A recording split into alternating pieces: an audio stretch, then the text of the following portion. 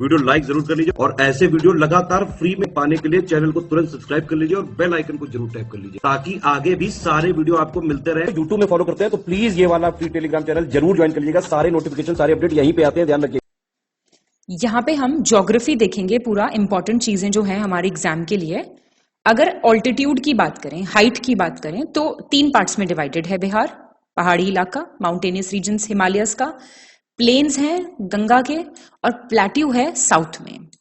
और physical structure की बात करें अगर, तो भी 3 पार्ट्स में डिवाइडेड है। ये शिवालिक और तेराई रीजन हो गया नॉर्थ में, बिहार प्लेन्स हो गए, और मार्जिनल प्लेट्यू रीजन हो गया। 90650 स्क्वायर किलोमीटर्स में ये प्लेन्स एरिया फैला हुआ है, जो कि सबसे ज्यादा भी है, 96% है टोटल एरिया का।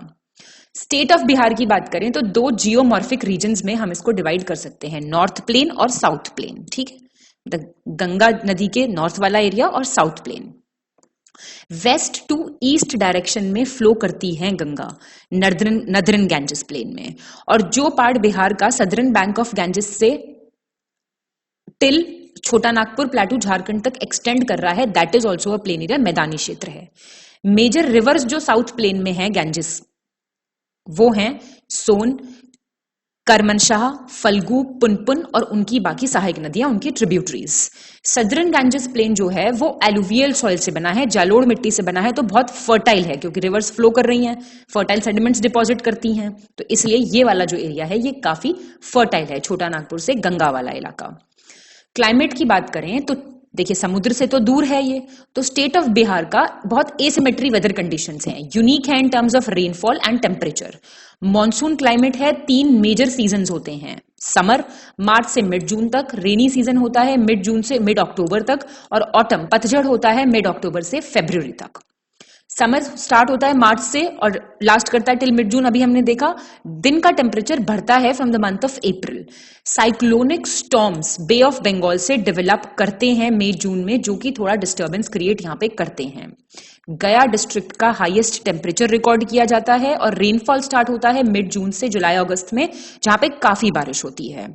विंटर सीजन का अराइवल समझा जाता है मिड अक्टूबर की शुरुआत से, और काफी ठंडी होती है टिल दिसंबर जनवरी में।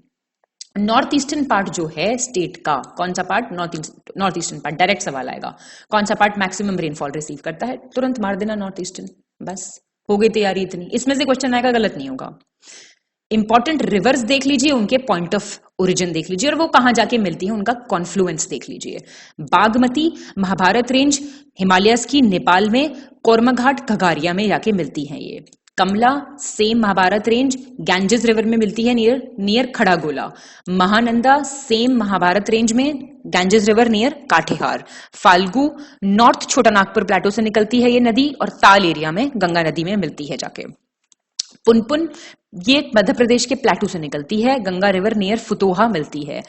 करमनाशा विंध्याचल हिल से निकलती है, गंगा रिवर नियर चौसा मिल जाती है जाके। Ganges Gangotri Uttarakhand, Bay of Bengal, Bengal की खाड़ी में जाके ये गिरती है। गंडक अन्नपूर्णा, मानमगोट, कष्टनाग नेपाल तिब्बत सेंट्रल हिमालयस वाले इलाके से, और गंगा रिवर में जाके मिल जाती है। Old Gandak Someshwar range hills और विश्वंभरपुर छाउर, ये इनका पॉइंट ऑफ ओरिजिन है, और north of Munger Khagaria Ganges river में जाके मिल जाती है। कोसी की बात करें तो सप्त कौशिकी ईस्ट नेपाल से निकलती है, गैंजेस रिवर नियर खाड़ागोला पूर्णिया में जाके ये गिरती है। सोन नदी अमरकंटक मध्य प्रदेश, दानापुर पटना के पास गंगा नदी में।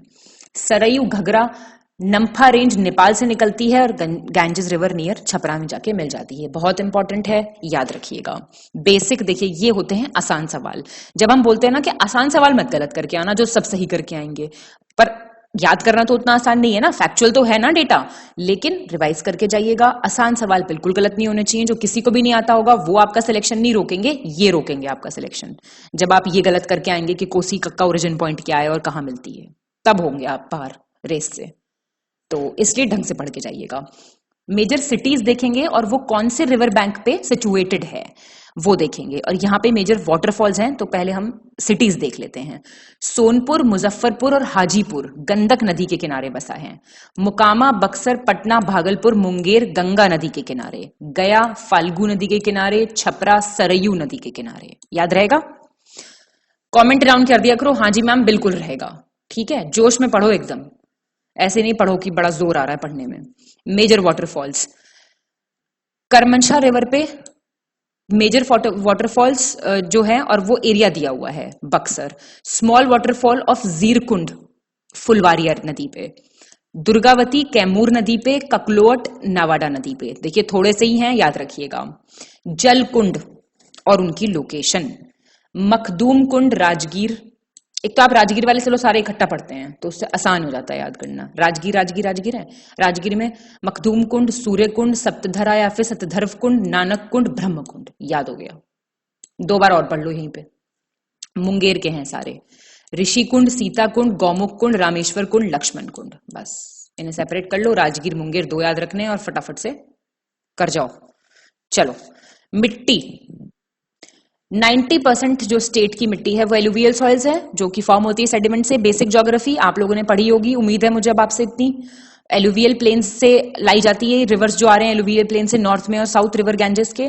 प्लेन्स की जो नॉर्थ बिहार के हैं वो एलुवियल सॉइल पाई जाती है वहां पे, एक्सेप्ट शिवालिक रेंज जो माउंटेनियस पार्ट है वेस्ट चंपारण का। अब पहाड़ी मिट्टी कहां पाई जाती है? इसी पार्ट में जहां पे एलुवियल नहीं पाई जाती है, north western part of west Champaran.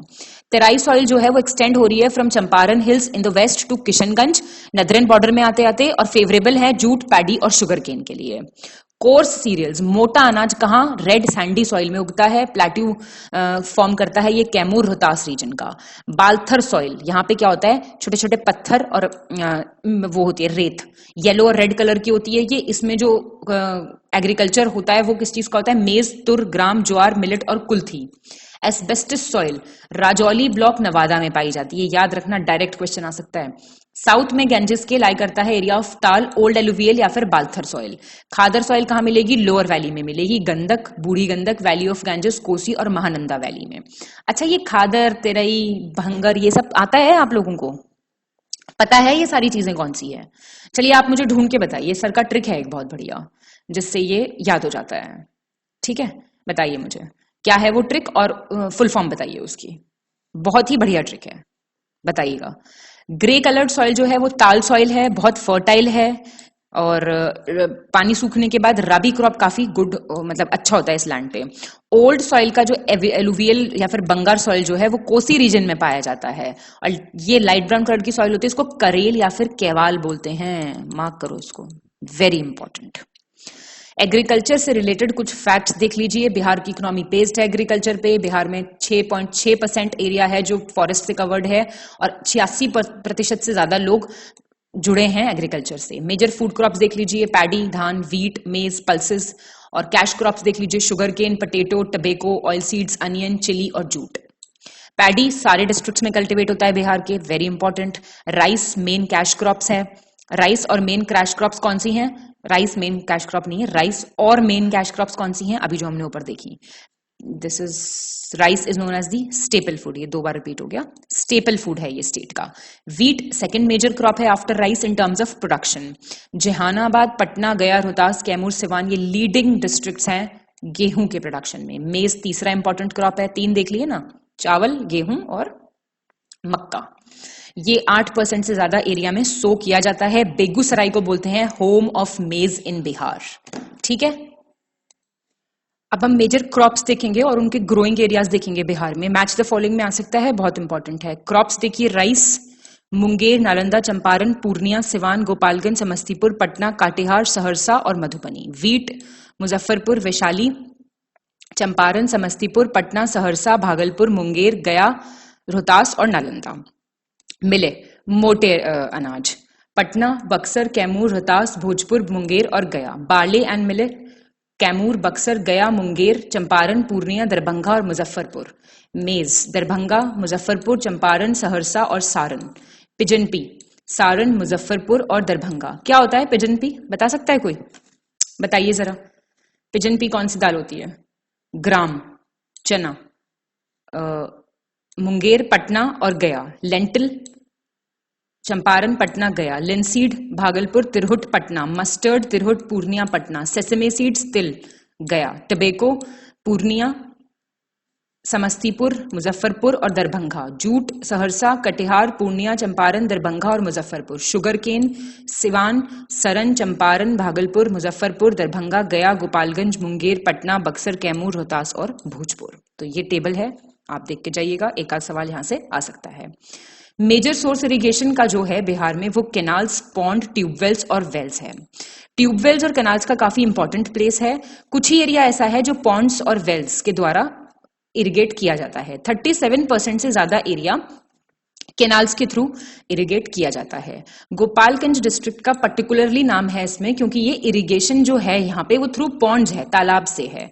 और मोस्ट इरिगेशन जो है वेल्स से कहाँ होता है? सरन, सिवान और गोपालगंज में।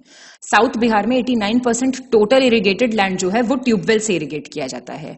बडुआ रिजर्वायर जो है वो स्टैब्लिश्ड है ऑन बडुआ रिवर 1965 से भागलपुर डिस्ट्रिक्ट में। चंदन रिजर्वायर की बात करें तो वो भागलपुर डिस्ट्रिक्ट में है, establish in the year 1972 on Chandan river. Planning commission ने दुर्गावती रिजर्वायर प्रोजेक्ट अप्रूव किया 20 अगस्त 1975 में। अब अगर अप्रूव करेगा तो प्लानिंग कमीशन करेगा क्या? जरा बताना कौन है प्लानिंग कमीशन की जगह? फुल फॉर्म के साथ एम्बिशियस स्कीम जो है रोहतास और कैमूर डिस्ट्रिक्ट की वो इनॉग्रेट की गई थी by the then chief minister of Bihar Jitan Ram Manjhi on October 15, 2014। North Bihar में इरिगेशन ट्यूबवेल से होता है, कहां पे? सहरसा, बेगूसराय, समस्तीपुर, इन सब इलाकों में। तो हमने ये इरिगेशन से रिलेटेड फैक्ट देख लिए हैं। मेजर कैनाल्स देख लीजिए, उनकी बेनिफिशियरी डिस्ट्रिक्ट्स और कौन सी नदी पे हैं वो। कमला कैनाल, ये इंपॉर्टेंट होते हैं क्वेश्चन, गलत करने के ज्यादा चांस होते हैं इसमें क्योंकि हम ध्यान नहीं देते ऐसी चीजों पे। दरभंगा, मधुबनी को फायदा होता है इनसे कमला नदी पे। ईस्ट कोसी कैनाल कोसी नदी पे है, पूर्णिया, अरारिया, सहरसा, माधेपुरा। वेस्टर्न कोसी कैनाल भी सेम कोसी नदी पे, मधुबनी, दरभंगा, बेगूसराय। तिरहुट कैनाल सरहन चंपारण नदी पे, सारण चंपारण बेनिफिशियरी हैं गंडक नदी पे। तौर कैनाल भी गंडक नदी पे, चंपारण। त्रिवेणी कैनाल गंडक नदी पे, ईस्ट और वेस्ट चंपारण को फायदा होता है इससे। वेस्ट सोन कैनाल सोन पे है, भोजपुर, रोहतास और बक्सर। और ईस्ट सोन कैनाल भी सोन नदी पे, पटना, गया, भोजपुर और औरंगाबाद। इंडस्ट्रीज और उनकी लोकेशन बहुत इंपॉर्टेंट है, ये भी इंडस्ट्री या फैक्ट्री उसकी लोकेशन। ग्लास इंडस्ट्री पटना में है, टबैको तंबाकू के वाली जो इंडस्ट्री है वो Gaya, Ara, Bihar Sharif, Buxar, Dilwarpur. Bharat wagon and engineering company limited Mokama. Cigarette factory and gun factory Munger. Shoe factory that is Bata India limited Mokama. Leather industries in Mokama, Digha और Gaya. Fertiliser industry Barauni. Thermal power station coal based है ये, Barauni. Iron industry Gaya, Purnia. Mining industry Aurangabad. Sleeper factory Madhepur, ये under construction है। Rail wheel factories in Belapur, Chhapra. Rail engine repair works Jamalpur. और crackers and fireworks Patna city. Vermilion sindoor बनता है जो वो लखीसराय। और tussar silk is in Bhagalpur, very famous silk. चलिए मेजर इंडस्ट्रीज और उनकी रिस्पेक्टिव लोकेशंस। और कुछ इंडस्ट्रीज देखिए, plywood Hajipur. Jute Saharsa, Darbhanga, Champaran, Samastipur, Katihar. Matchsticks Katihar मतलब अब ये पूछूं मैच स्टिक्स क्या होता है? ये तो पता है ना सबको। चलिए माचिस। ब्लैंकेट्स औरंगाबाद, मोतिहारी, पूर्णिया और गया। हैंडलूम पटना, मुंगेर, गया, बिहार शरीफ, भागलपुर, मधुबनी। वेसल सिवान और बिहाटा। सीमेंट बंजारी, दालमिया नगर। कॉटन क्लोथ्स गया, दुमराव, फुलवाड़ी शरीफ, पटना, मुकामा, मुंगेर। शुगर इंडस्ट्री मझौलिया, सुगौली, मोतिहारी, चनपटिया, बिहाटा, गया, हटुआ, मोतीपुर, सरन, सिवान और दरभंगा। ठीक है, अब हम मिनरल रिसोर्सेज और उनसे कुछ रिलेटेड फैक्ट देखेंगे। अनडिवाइडेड बिहार जो था वो one of the richest states था क्योंकि झारखंड आता था, सबसे ज्यादा रिसोर्सेज मिनरल के झारखंड में ही है। और 2000 तक मोस्ट ऑफ जो टोटल एक्यूमुलेटेड रिजर्व्स है वो कहाँ चला गया? ज्योग्राफिकली वो झारखंड के पास चला गया। फिलहाल limestone, ceramic, pyrite, quartz, feldspar, gold और ऑर्नामेंटल ग्रेनाइट। और ये फेल्सपार में डी आएगा। सॉल्ट एंड स्लेट जो है ये बिहार में मिलती हैं। लोकेशन देखेंगे अब हम इंपॉर्टेंट। कोल औरंगाबाद में। फायर क्ले ऐसे ऐसे देख लेते हैं पहले vertically. Fire clay Munger, Bhagalpur. Uranium Gaya, very important, star बनाओ। Sodium salt east west Champaran, Saran, Muzaffarpur. Quartzite Munger, Jamalpur, Jamui, Gaya. Manganese Munger और Gaya. Tin Gaya, Devraj, Chakkhand. Bauxite Munger, Rohtas. Asbestos Gaya, Nawada, Munger, Jamui, Bijisa, Maheshwari, Nawadi, Chakai. Shora that is potassium nitrate, east Champaran, Saran, Begusarai. ठीक है, पायराइट देख लीजिए यहाँ पे, Rohtas. Mineral oil Munger Rajgir, asbestos Munger, dolomite Rohtas, sillimanite गया, लिथियम गया, फेल्सपार गया, भागलपुर मुंगेर जमुई, गोल्ड सोनी जमुई कारामाटिया वेस्ट चंपारण, वाल्मीका नगर मुंगेर अब जमुई में, glass Bhagalpur, sulphur Rohtas, limestone Kaimur. ठीक है, ये सब इंपॉर्टेंट है, इंपॉर्टेंट यूरेनियम बहुत ज्यादा है, बाकी भी आपको देख के जाने हैं। मेजर नेशनल हाईवेज देखेंगे अब हम बिहार के। 19 यूपी, मोहानिया, औरंगाबाद, ये रूट दिया हुआ है बीच में और लेंथ दी हुई है। देखिए लेंथ तो आप इतना ज्यादा नहीं याद रख सकते हैं, हल्का सा बस देख लीजिएगा, 206 किलोमीटर्स में है। 119 ये NH19 से स्टार्ट होता है near Dehri, connecting Akbarpur, Jadunathpur, terminate होता है कहाँ पे, Bihar UP border near Jadunathpur. 93 national highway number 219, ये नेशनल हाईवे 19 से स्टार्ट होता है near Mohania, connecting Bhabua, Chainpur, Chand in the state of Bihar, और कहाँ पे एंड होता है ये, near Chandauli in the state of UP. छोटा ही है ये। नेशनल हाईवे नंबर 319 NH19 के पास मोहानिया, दिनारा, चरपोखरी में, और 125 नेशनल हाईवे नंबर 20 ये बख्तियारपुर, बिहार शरीफ, नवादा, रजौली, झारखंड उस वाले एरिया में है। 120 this is near Bihar Sharif, connecting Nalanda, Rajgir, Hisua, गया, दौड़नगर, नसीरगंज, कालाकट, दवात, नवागर, और कहाँ पे होता है ये, दुमराव के पास खत्म होता है। नंबर 22 सोनबरसा से इंडो नेपाल बॉर्डर की तरफ से सीतामढ़ी, मुजफ्फरपुर, हाजीपुर, पटना, पुनपुन, गया, बोधगया, दोभी, झारखंड। 122 मुजफ्फरपुर, धोली, मुशरी, घरारी और उस तरफ, और जंक्शन कहाँ है, NH31 near Barauni. 122A this is Vishwanathpur Chowk के पास on NH22, Koyli, Nanpur on NH527C। 322 की बात करें तो ये स्टार्ट होता है from junction near NH22 near Hajipur और टर्मिनेट होता है near Murshi Gharari in the state of Bihar. 722 ये NH22 के पास से, मुजफ्फरपुर के पास से, कनेक्टिंग रेवा घाट, और कहाँ खत्म हो रहा है, छपरा। 922 ये पटना कनेक्टिंग, पटना के पास आरा, भोजपुर को कनेक्ट करता है ये, और टर्मिनेट होता है near Buxar in the state of Bihar. और ये 27 उत्तर प्रदेश, गोपालगंज, पीपरा कोठी, मुजफ्फरपुर, दरभंगा, ये आप एक बार बस देख सकते हैं, देखिए नाम और उनकी बस जगह देख सकते हैं कि जैसे ये मुंगेर के पास से स्टार्ट हो रहा है। 139 स्टार्ट हो रहा है राजहरा और कनेक्ट करता है छतरपुर, हरिहरगंज, झारखंड, औरंगाबाद, दौड़नगर, अरवाल, नौबतपुर, और कहाँ खत्म होता है, पटना के पास। ठीक है, फिर 133 की बात करें तो ये है NH33 के साथ, मतलब स्टार्टिंग है अपने जंक्शन से और कनेक्ट करता है गोडा और टर्मिनेट होता है at Chaupa Mor near NH114 in the state of Jharkhand तक जाता है ये। 531 ये छपरा सिवान के पास से और खत्म होता है गोपालगंज। 431 ये स्टार्ट होता है पतूहा से, कनेक्ट करता है चांदी हरनौत को, और बर जो है, बड़ या बाहर जैसे भी आप बोलते हैं, स्टेट ऑफ बिहार में ये टर्मिनेट होता है। तो ये हमने इंपॉर्टेंट हाईवेज यहाँ पे देख लिए। बिहार के ट्रांसपोर्ट सिस्टम से रिलेटेड कुछ इंपॉर्टेंट फैक्ट्स देखेंगे। पहली रेल जो ट्रांसपोर्ट थी वो स्टार्ट हुई 1860-62 में। ईस्ट इंडिया कंपनी ने मेन लाइन ले की थी from the banks of Ganges to Calcutta. Rail transport Bihar में ऑपरेट और कंट्रोल करता है north east railway, north Bihar, east central railway southern Bihar वाला, साउथ ईस्टर्न रेलवे करता है प्लेटी ऑफ बिहार रीजन का, और नॉर्थ ईस्ट फ्रंटियर रेलवे करता है नॉर्थ ईस्टर्न बिहार का। दो मेजर एयरपोर्ट्स हैं गया और पटना में। पटना लार्ज इंटरनेशनल एयरपोर्ट है, गया का स्मॉल इंटरनेशनल एयरपोर्ट है। पटना एविएशन क्लब और ग्लाइडिंग क्लब सेंटर्स भी हैं पटना में। National waterway number 1 very important, जो एक्सटेंड करता है इलाहाबाद टू हल्दिया, वो बिहार से पास करता है। कितने वाटरवे हैं, कहां से पास करते हैं, फटाफट से कमेंट डाउन करके बताओ। रिवर्स जो हैं घाघरा, कोसी, ओल्ड गंडक, ये नेविगेबल हैं स्टेट में, और लोकल ट्रांसपोर्ट फैसिलिटीज भी एक्सेस की जाती हैं इन रिवर्स के थ्रू। इंफॉर्मेशन और कम्युनिकेशन सिस्टम की बात करें तो बिहार बंधु पहला हिंदी न्यूज़पेपर था बिहार का, पटना से पब्लिश किया जाता था 1874 में, इंपॉर्टेंट है। बिहार हेराल्ड ये एक वीकली न्यूज़पेपर था, फर्स्ट इंग्लिश न्यूज़पेपर बिहार का, गुरु प्रसाद सेन इसको पब्लिश करते थे 1875 में। नूरुल अनवर पहला उर्दू डेली न्यूज़पेपर था बिहार का। दूरदर्शन केंद्र बिहार में स्टार्ट हुआ 14 अगस्त 1978 मुजफ्फरपुर से। ट्रांसमीटर की पावर इतनी इंपॉर्टेंट नहीं है, देख सकते हो। Rural information communication technology project start हो चुका है 6 पायलट सर्कल्स में। कहां बिहार, महाराष्ट्र, असम, बिहार, कर्नाटका, राजस्थान, उत्तर प्रदेश। ज्योग्राफी की बात करें बिहार की, तो स्टेट है जो ईस्टर्न इंडिया में लोकेटेड है, सेंट्रल प्लेन्स में है, गंगा नदी के, हमने पढ़ा था। प्रेजेंट फॉर्म बिहार का कैसे इवॉल्व हुआ ये भी हम जानते हैं, झारखंड के से सेपरेट होकर ऑन 15 नवंबर 2000। एरिया जो है, शेप क्या है, ऑलमोस्ट रेक्टेंगुलर है, ये स्क्वायर किलोमीटर्स इतना एरिया है। 2.86% टोटल लैंड एरिया इंडिया का है। ये कुछ बहुत बेसिक और इंपॉर्टेंट फैक्ट्स हैं।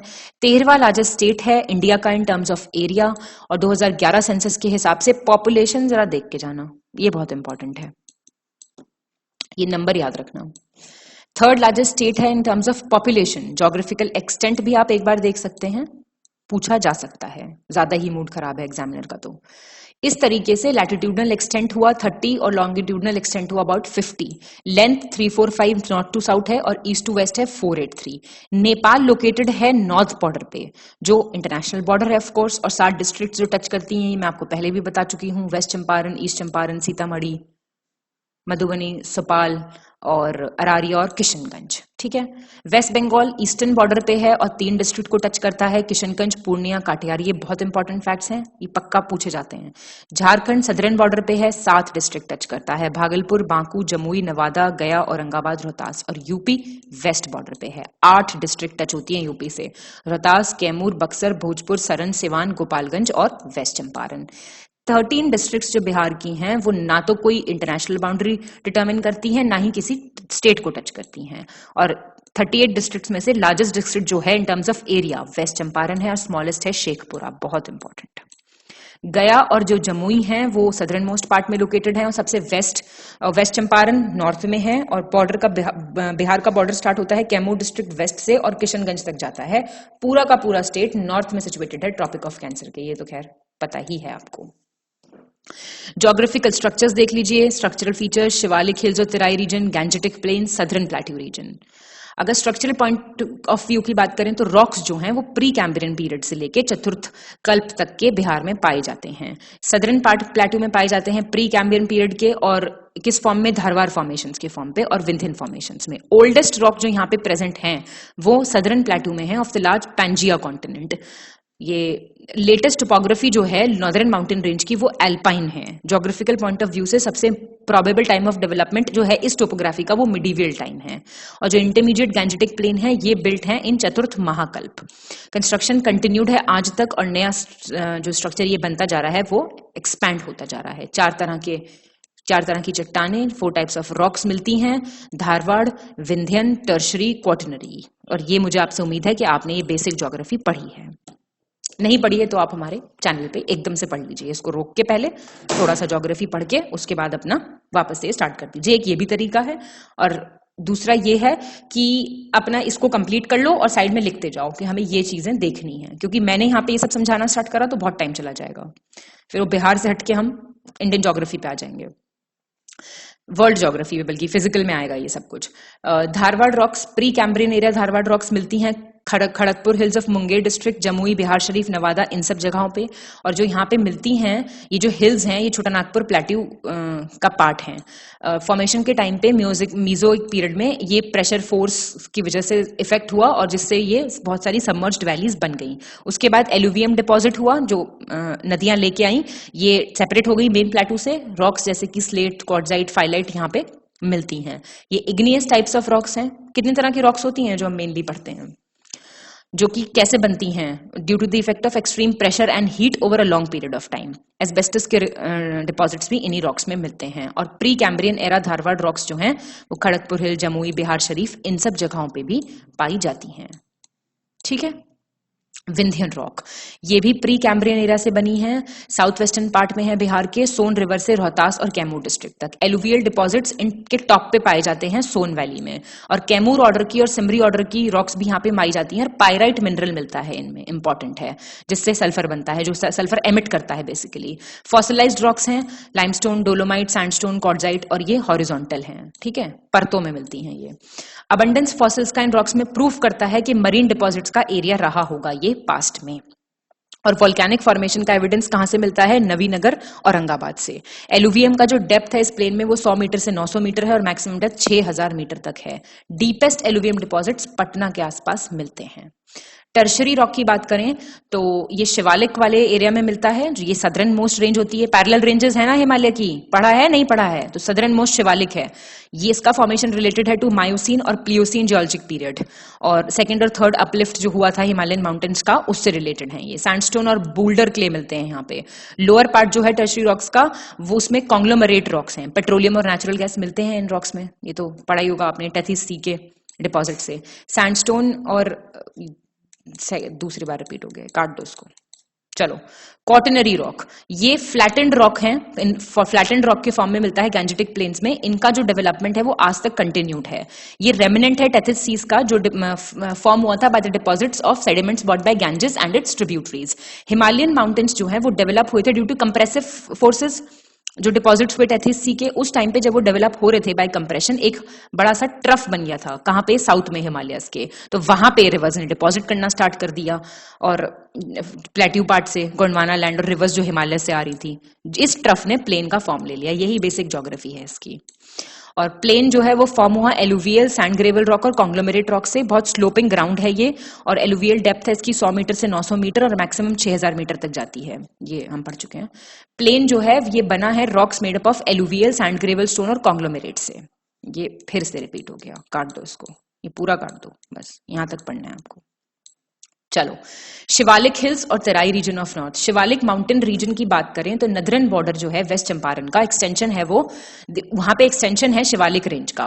932 स्क्वायर किलोमीटर तक फैला है। एवरेज एलिवेशन आप एक बार देख सकते हैं, और इंटरसेक्टेड है बहुत प्लेसेस से क्योंकि ओरिजिनेट हो रही है रिवर्स। और ये 3 सब डिविजन है शिवालिक माउंटेन रेंज के, इंपॉर्टेंट है। रामनगर, दून हिल, हरहा वैली और वैली ऑफ दून, और सोमेश्वर रेंज। रामनगर की बात करें तो साउथ ऑफ सोमेश्वर रेंज में लोकेटेड है। बस हाईएस्ट पार्ट देख लो, संतपुर है। हरा वैली और वैली ऑफ दून देखें तो ये रामनगर, दून और सोमेश्वर रेंज के बीच में पड़ती है, इतना इंपॉर्टेंट है। सोमेश्वर रेंज देखें तो थर्ड पार्ट है शिवालिक हिल का सोमेश्वर हिल, जो कवर करता है एरिया 784 स्क्वायर किलोमीटर्स, और टॉप पार्ट जो है सेपरेट करता है बिहार को नेपाल से। ठीक है। और रैपिड फ्लो का जो रैपिड फ्लो होता है बहुत सारे इस रिवर्स में, तो बहुत सारे पासेस भी डेवलप हो चुके हैं। सोमेश्वर पास, भिकानाथोरी पास, मारवाड़ पास, ये ट्रैफिक का रूट है बिटवीन बिहार एंड नेपाल। और इसका हाईएस्ट पीक है, क्या है बिहार का? सोमेश्वर फोर्ट, वो भी सोमेश्वर रेंज में ही लोकेटेड है। तेराई रीजन की बात करें तो ये नदरन पार्ट में पाया जाता है गैंजेटिक प्लेन के, और सदर्न पार्ट है पैरेलल टू शिवालिक रेंज। काफी रेनफॉल होती है, डेंस फॉरेस्ट होते हैं, मार्शी एरिया, दलदल डेवलप हो जाता है यहाँ पे। और कहाँ कहाँ है ये स्प्रेड? पूर्णिया, अरारिया, किशनगंज में। बहुत रेनफेड है ये, मतलब बारिश बहुत ज्यादा होती है इस एरिया में। गैंजेटिक प्लेन की बात करें तो ये जो है 96.27% टोटल एरिया बिहार का कवर करता है। शिवालिक रेंज से ये छोटा नागपुर प्लेटू तक आता है, बहुत इंपॉर्टेंट है ये प्लेन। और ये कंटूर लाइन एंड ऑल आप देख सकते हैं। कंटूर लाइन क्या होती है?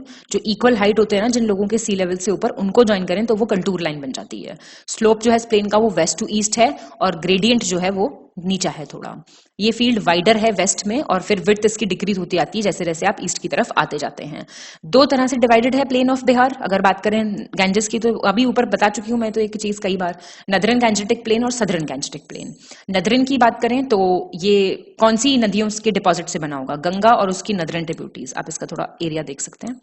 Ghaghara, Gandak, Burhi Gandak, Kosi, Mahananda. Slope north west to south east. बहुत सारे डुआब्स हैं यहाँ पे क्योंकि पानी का काफी एक्शन है यहाँ पे। 2 रिवर्स के जो बीच का एरिया होता है उसको डुआब कहते हैं। ठीक है, घाघरा गंडक डुआब, कोसी गंडक डुआब, कोसी महानंदा डुआब, ये प्रोमिनेंट है। और कहाँ कहाँ पाया जाता है नॉर्थ गैंजेटिक प्लेन? ये सारी डिस्ट्रिक्ट्स में, वेस्ट चंपारण, ईस्ट चंपारण, सिवान, गोपालगंज, सीतामढ़ी, मधुबनी, सरान, मुजफ्फरपुर, ये सब। और 2 रिवर्स के जो बीच का एरिया होता है वो डुआब कहलाता है ना, उसमें घाघरा गंडक डुआब, कोसी गंडक और कोसी महानंदा डुआब भी इंक्लूडेड है। गोखुर लेक, चुआर, जो कि अबैंडन्ड है और इरोडेड है रिवर्स से, वो इसी एरिया में डेवलप्ड हैं। रीजनल वेरिएशंस मिलते हैं क्योंकि डेवलपमेंट प्रोसेस कंटिन्यूड है। रीजनल वेरिएशंस के बेसिस पे ये सब डिवाइडेड है। सब तराई रीजन में भाबर, बंगर, खादर और चुआर। तो भाबर एरिया की बात करें तो ये वेस्ट टू ईस्ट है और साउथ में है बिहार के, और इन सब डिस्ट्रिक्ट्स में पाया जाता है। आप एक बार डिस्ट्रिक्ट के नाम देख सकते हैं। पेबल सैंड के डिपॉजिट्स यहाँ पे मिलते हैं। यही मैंने आपको कहा था ढूंढने के लिए, ढूंढ लिया होगा आपने अब तक। भंगर की बात करें तो ये एक ओल्ड एलुवियल डिपॉजिट एरिया है जहां पे फ्लड वाटर नहीं पहुंचता है हर साल, और इसका एक्सटेंशन पाया जाता है नॉर्थ वेस्टर्न पार्ट्स में। खादर की बात करें तो ये डिपॉजिट है, एरिया जो होता है न्यू एलुवियम से, और फ्लड वाटर यहाँ पे आता है हर साल, नया डिपॉजिट होता है फ्लडिंग की वजह से, तो सॉइल फर्टाइल रहती है। गंडक रिवर वेस्ट में, कोसी रिवर ईस्ट तक ये फैला हुआ है। चुआर या फिर माना, ये नेचुरली सबमर्ज्ड हैं, एक्चुअली लोलैंड्स हैं, इनको चुआर या माना कहते हैं। चुआर जो एग्जाम्पल देख लीजिए, लखानी चुआर वेस्टर्न चंपारण में, बहादुरपुर सुंदरपुर चुआर ईस्ट चंपारण में, ये बेसिकली, और चुहार और माना बेसिकली गोकुर लेक है, जो डाइवर्जन हुआ ना रिवर्स का, मतलब रिवर इधर उधर चली गई तो बीच में एक डिप्रेशन रह गया, बारिश हुई वो भर गया तो वो लेक बन गया। ये मेजर सोर्स है फ्रेश वाटर का। एग्जांपल्स देख लीजिए, तटेरिया माना, माधोपुर माना ईस्ट चंपारण में, पीपरा माना, सिमरी माना, सराया माना वेस्ट चंपारण में। तो मेन और इंपॉर्टेंट चीजें मैंने आपको इसकी बता दी हैं। अब सदर्न गैंजेटिक प्लेन की बात करें तो ये मार्जिनल प्लेटू के बीच में लाई करता है, साउथ और गैंजेस रिवर के बीच में। स्लोप इसका साउथ टू नॉर्थ है, और डिपोजिशन ऑफ रिवर्स से ही बना है ये एरिया थ्रू प्लेटू रीजन। और रीजन जो है डिक्रीज जो विड्थ होती है वो इसलिए है कि नेचुरल लेज देती है गैंजेस रिवर। पटना महानगर सिचुएटेड है यहाँ पे, वेरी इंपॉर्टेंट।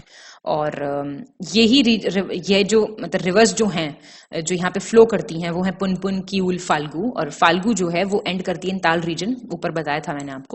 ये रिवर प्लेट्यू रीजन से जाती हैं, तो इसलिए यहाँ पे सैंड काफी पाई जाती है इनके डिपॉजिट्स में। सबमर्ज लोलैंड्स भी यहाँ पाए जाते हैं, नेचुरल लेज का पार्ट है, जिसको हम ताल और जल्ला रीजन कहते हैं। ठीक है, ताल जो है 25 किलोमीटर तक स्ट्रेच करता है from Patna to Mokama. Example देख लीजिए, बदाहे ताल, मोकामा ताल, सिंघोल ताल और मोर ताल। ये आपने इंपॉर्टेंट चीजें यहाँ पे देख ली हैं। सदर्न प्लेटू रीजन की बात करें तो ये फ्रंटियर है छोटा नागपुर प्लेटू का। इस रीजन में इग्नियस और मेटामॉर्फिक रॉक्स मिलती हैं, जैसे कि ग्रेनाइट और नीस। ठीक है, ये GNEIS होगी स्पेलिंग। ठीक है, इस प्लेट्यू रीजन एक्सटेंड करता है from Kaimur in the west to Munger and Banka in the east. ये ओल्डेस्ट लैंडमास है बिहार का। ठीक है, ये वाली चीज इंपॉर्टेंट है। कैमूर और रोहतास प्लेटू की बात करें तो ये eastern, basically eastern part of Vindhya range में पाया जाता है। और जबलपुर और रोहतास से विड्थ इसकी, लेंथ और मैक्सिमम विड्थ इसकी जबलपुर टू रोहतास है। अनइवन और रग्ड सरफेस है, जाहिर सी बात है, प्लेट्यू है ये। हाईएस्ट पार्ट इसका रोहतासगढ़ है, इंपॉर्टेंट। और ये सेपरेट है छोटा नागपुर प्लेटू से बाय सोन रिवर। सैंडस्टोन काफी पाया जाता है यहाँ पे।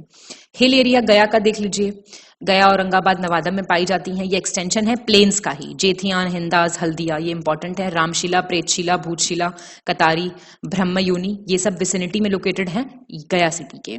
और बाराबर और नागार्जुन की भी पहाड़ियां बॉर्डर पे हैं जहानाबाद और गया डिस्ट्रिक्ट के। राजगीर और गिरियक हिल रीजन, ये नालंदा डिस्ट्रिक्ट में आता है। ये गया के ही माउंटेन्स का एक्सटेंशन है। वैभवगिरी, सोनगिरी, विपुलागिरी, रत्नागिरी, उदयगिरी, पीर की हिल्स, ये सब इंपॉर्टेंट हैं। हाईएस्ट है इनमें से वैभवगिरी। मेटामॉर्फिक रॉक्स मिलती हैं यहाँ पे, क्वार्ट्जाइट और स्लेट काफी पाया जाता है। नवादा मुंगेर हिल रीजन, ये नवादा से स्टार्ट होता है और गैंजेस रिवर नॉर्थ, और खड़गपुर हिल आती है इसमें, गिढ़ेश्वर हिल, बकिया हिल आती हैं। मुंगेर टू जमुई जाती हैं जो खड़गपुर हिल्स हैं वो, और ट्राइंगल शेप का है ये, और क्वार्ट्जाइट रॉक्स काफी पाई जाती हैं यहाँ पे।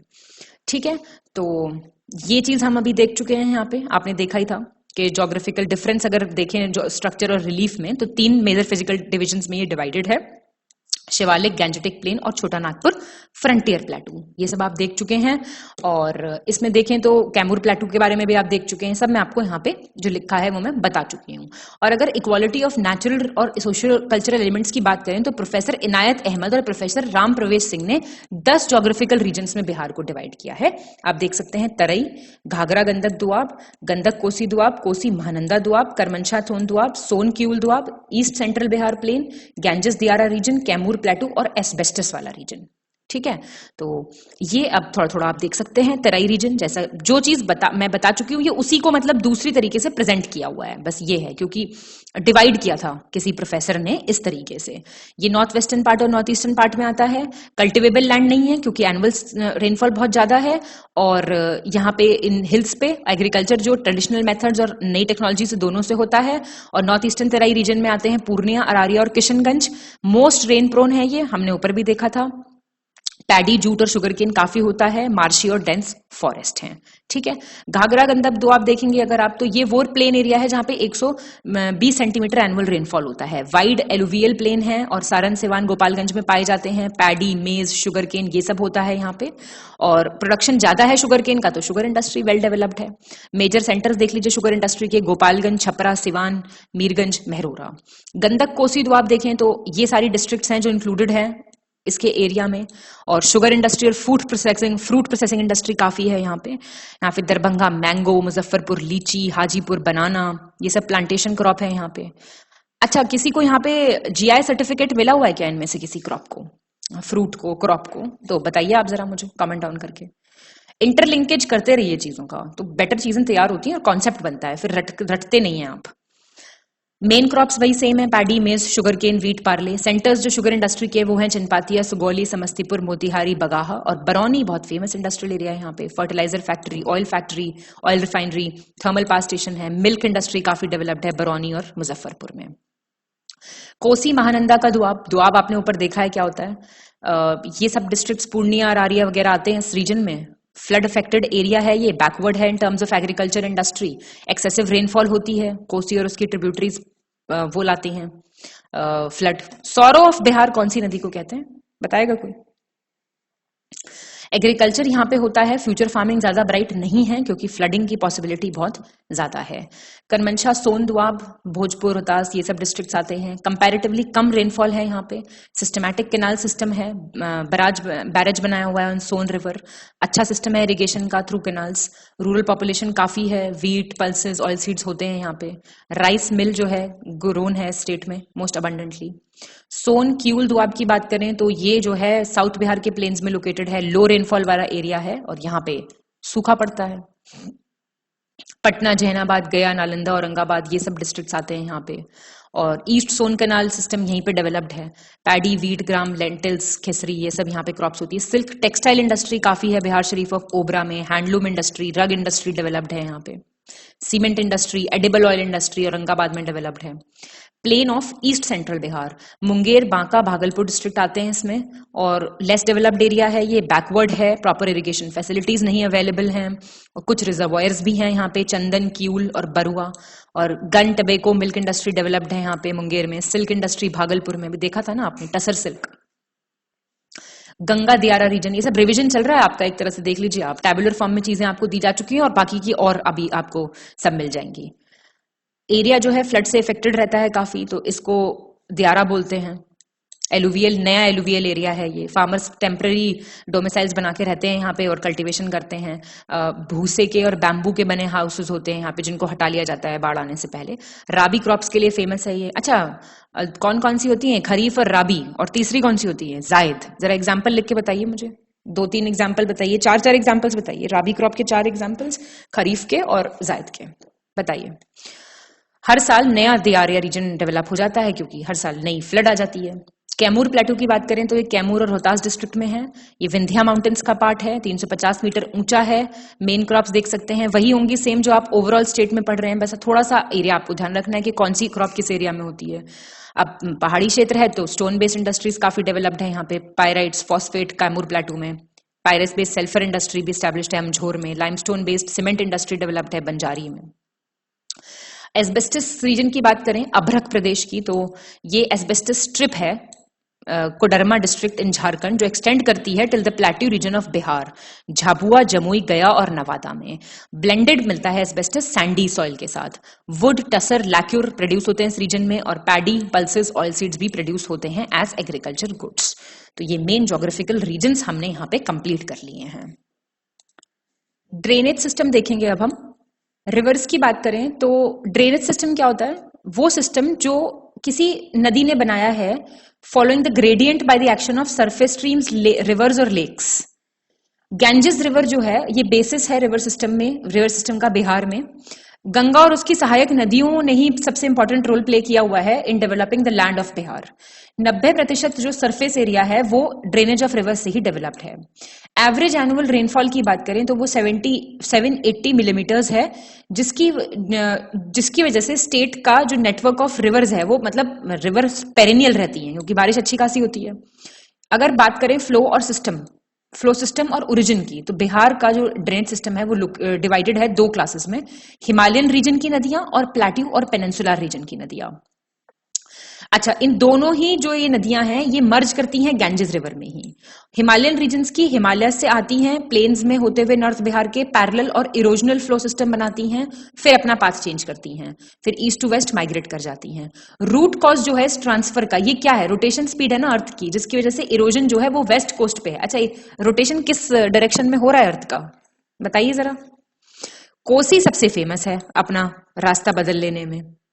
आपको नहीं बदलना चाहिए अपना रास्ता, एक ही रास्ते पे चलते रहिए। ज्योग्राफिकल पर्सपेक्टिव से देखें तो स्टेट 7 रिवर जोन्स में डिवाइडेड है। घाघरा गंडक, गंडक बागमती, बागमती कोसी, कोसी महानंदा, करमनशा सोन, सोन पुनपुन और पुनपुन सकरी।